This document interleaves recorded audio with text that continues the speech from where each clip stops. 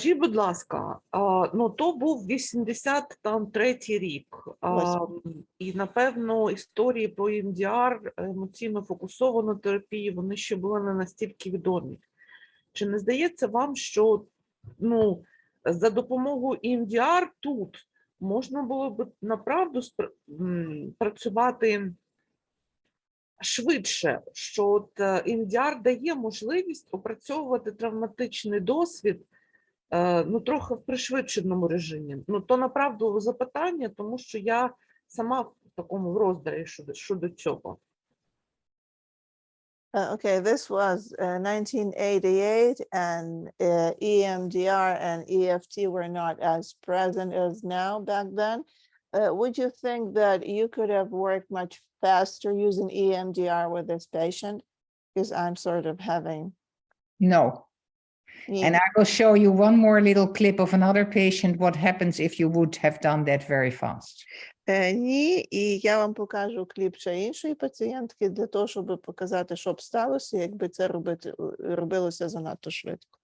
The reason why not is that in this patient with this massive amnesia, even for everyday life, there were so many layered traumas that she would have been overwhelmed by many traumatic events. Причина в тому, що в цієї пацієнтки з її масивною амнезією, яка навіть була у її щоденному житті, і з такою багатошаровою травмою могло би дуже багато всього вийти такого, що вона би не могла дати ради. For instance, if the main personality brings this material but has total amnesia for making the photographs, you know that there is massive non-realization and amnesia and that you have to be careful. І якщо у вас, наприклад, є основна частина, і вона приносить такий матеріал, але сама все повністю амнезує, звідки він у неї взявся, то ви повинні думати про те, що тут є масивна ця нереалізація, неусвідомлення і амнезія, і треба бути дуже-дуже обережним. Тобто так ніби амнезія, її, те, що вона є, її об'єм, він нас керує у максимальне сповільнення роботи. So this patient having amnesia really drives us to go really slow in our work, right? Yeah, and also even she had also amnesia even for everyday life things, like she had amnesia for coming to the sessions. Another part came. Так, навіть така у неї була амнезія щодо повсякденного життя. Наприклад, вона навіть не пам'ятає, як вона прийшла на сесію, тому що за нею прийшла інша частина. So, indeed, the severity of the cluster of dissociative symptoms has to be taken serious, and then you have to pace, slow down. Тобто важкість проявів кластеру дисоціативних симптомів для нас має бути дуже серйозною показником в даному випадку, і потрібно просуватися повільно.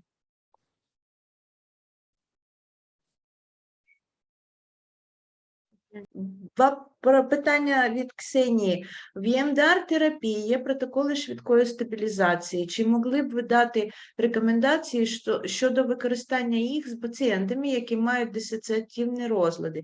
Чи враховуємо ми всі відомі нам частини, або мусимо стабілізувати лише ті частини, які виказують дистрес? Okay, the question. In EMDR therapy, there are protocols for fast stabilization. Would you, do you have any recommendations on how to use them with patients who have dissociative disorders? Do we consider all the parts that are known to us, or do we have to stabilize just the parts showing distress? Well, the problem is, don't think that with an EMDR technique for fast stabilization, you stabilize the person as a whole. That's the problem. Because you don't know the parts you don't know what is frightening them, you don't know how they will react. So it's very hard to stabilize something you don't know. So you can only stabilize what you know. Actually, Проблема в тому, що ви можете насправді стабілізувати лише те, що ви знаєте, і ви не треба думати, що при EMDR-стабілізації ви зможете стабілізувати усю людину цілісно, тому що ви можете, наприклад, можуть бути якісь частини, яких ви не знаєте, і ви не знаєте, як вони, що їх лякає, як вони на що можуть зреагувати. Тому ми можемо лише стабілізувати ті частини, які ми знаємо. so I'm sure that these techniques, and I use sometimes these kind of techniques and others too, the butterfly technique, other techniques, but that's for the parts I know. Я також їх використовую, знаю ці техніки, і також їх іноді використовую, наприклад, обійми метелика, але я використовую ці техніки для тих частин, які мені відомі.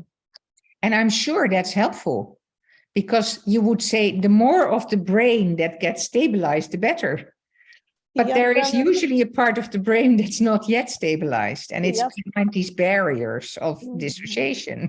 І я впевнена, що це допомагає, і що можна, чим більше частин мозку ми стабілізуємо, тим краще, але завжди залишаються ті частини, які ми не можемо стабілізувати.